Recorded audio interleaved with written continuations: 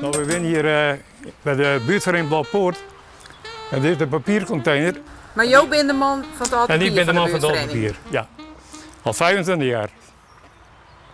En ik mag het graag doen, maar ik heb thuis er komt een probleem met schoonmaak. Dus ik stop na 25 jaar. Dus zit er wat aan de zijkant? Ja, moet dat er ook op? Je kan hier dag en nacht bij, want het is een open terrein, dus hier wordt er ontzettend veel papier gebracht, ook van buiten. Dat is ja, geweldig. Daar hoef je niet meer te slepen. Dat is gewoon hier handje tot handje. Hè? Dus, Breng het, maar jou hel je ik. ik hel je. En mijn dood is stedelijk klaar. En dus als je me volgen wil straks, dan gaan we de stad in. Het is een training voor de Elfsteden. Hè? Dit was jouw training altijd? Dit is mijn training, wat dit altijd mijn training. Zodoende ging het heel makkelijk. 2 dingen in 1, hè? Ja. Ja, dat is schitterend. En hoe vaak heb je dan die Elfstedentocht gefietst? Ik heb 50 gefietst. 50 keer. In weer en wind. Want Dankzij de trainingen van het dankzij de training hoefde ik nooit een kilometer buiten de stad. Ik deed het wel eens. Maar niet met opzet of zo, hè? Nee. Hoe gaat het? Neemt u direct maar even een bakje koffie te braken, hoor. Dat haal ik direct op, want ik zal eerst in aan het papier. Oké. Ja. Hoe moest hij hem gaan? Nou, ik krijg ze zo hoor je. Nou? Ik zie nog bij mensen een doos papier staan, hè? En dan ga je zoveel door, ik zeg met theezakjes. En ja, van allerhande kleine prullen. Nou, dat zijn de mooiste dressen. Kijk, die andere dressen die zijn goed hoor, die zijn prima. Van de opbrengst. De opbrengst. Maar dit, dat vind ik schitterend. En de gezelligheid bij mensen een praatje houden, bij alle mensen. Nee, hè? Alleen 5 Ja. Lekker bakje, Gerrit? En 30, Ja, lekker. 30, 62. Als van oud zeggen ze. Ja, allemaal vrouw. Ja.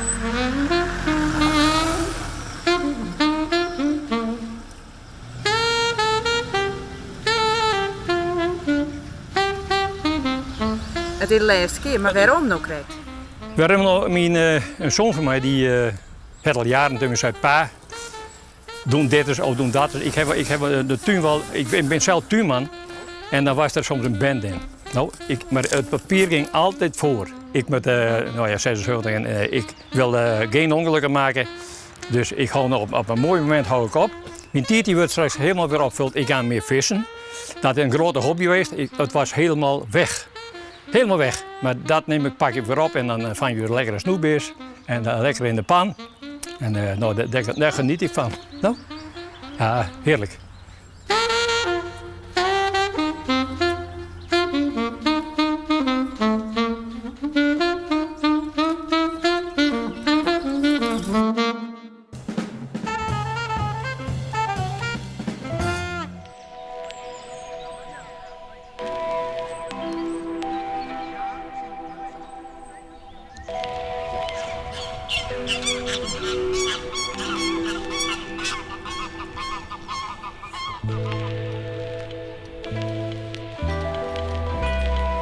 Grauwe ganzen, meerkoeten. Ik zou wat bovenop gaan lopen. Oké, we gaan even op linie staan zoals altijd. Even 2 meter ertussen. 2, 3 meter ertussen. Naast elkaar gaan we eerst even wat coördinatieoefeningen pakken. Ja, dit voelt weer heel anders dan als je in de zaal bent natuurlijk. Hè? Want je hebt hier een zachte ondergrond. Dat is dus weer even wat moeilijker. Als het niet lukt, zet je gewoon de voet op de grond. We beginnen even simpel. Rechterbeen zijwaarts naar buiten. 2, 3, 4. Uitstappen.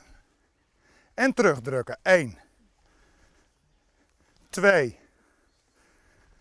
3, 4, 5, 6, 7, 8. En we blijven even laag.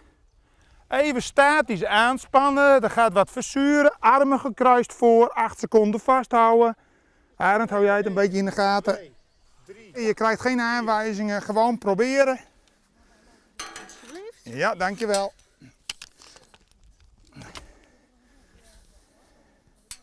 Keurig, ja, netjes. Wat is nou de reden dat je met deze mensen hier binnen? Nou, de reden is eigenlijk de revalidatie wat verleggen ook een beetje. Normaal zijn we wat gewoon in de oefenruimte in het gezondheidscentrum bezig.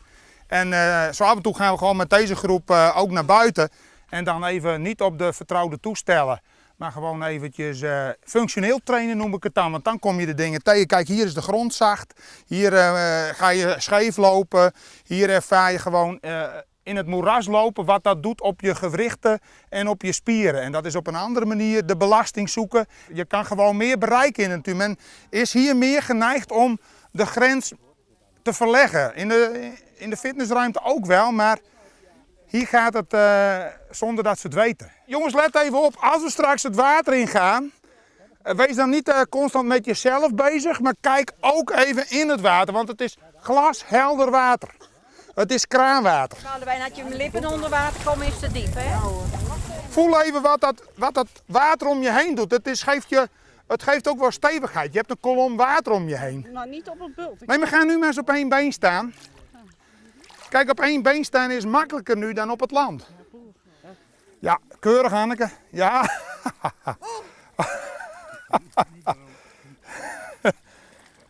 Dat is hem. Nee. Dan moest onze de bloeding niet stopzetten. Ze hebben natuurlijk allemaal pijnklachten.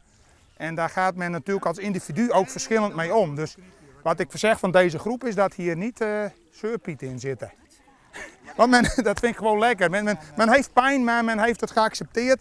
En men heeft weer zin gewoon in het leven en in het bewegen. En dat als therapeut vind je dat gewoon het lekkerst. Dat mensen gewoon plezier in dingen hebben. Nou, mooie therapeut binnen jou. Dit zijn mensen die hebben het al wat lastiger en jou sturen ze draait in.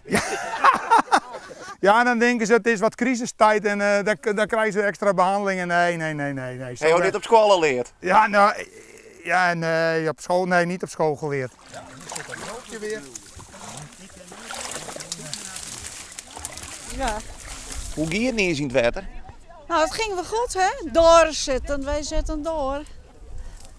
En hoe verneem je nou dat dit soort oefeningen goed voor je binnen?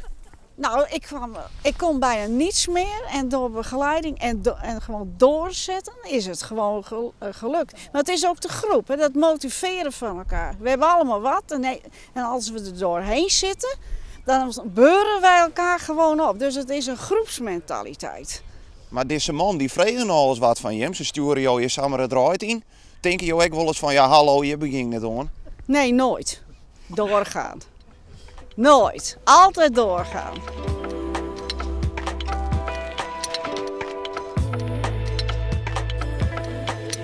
Een stukje van. Ja. Inderdaad. Is dat heel diep?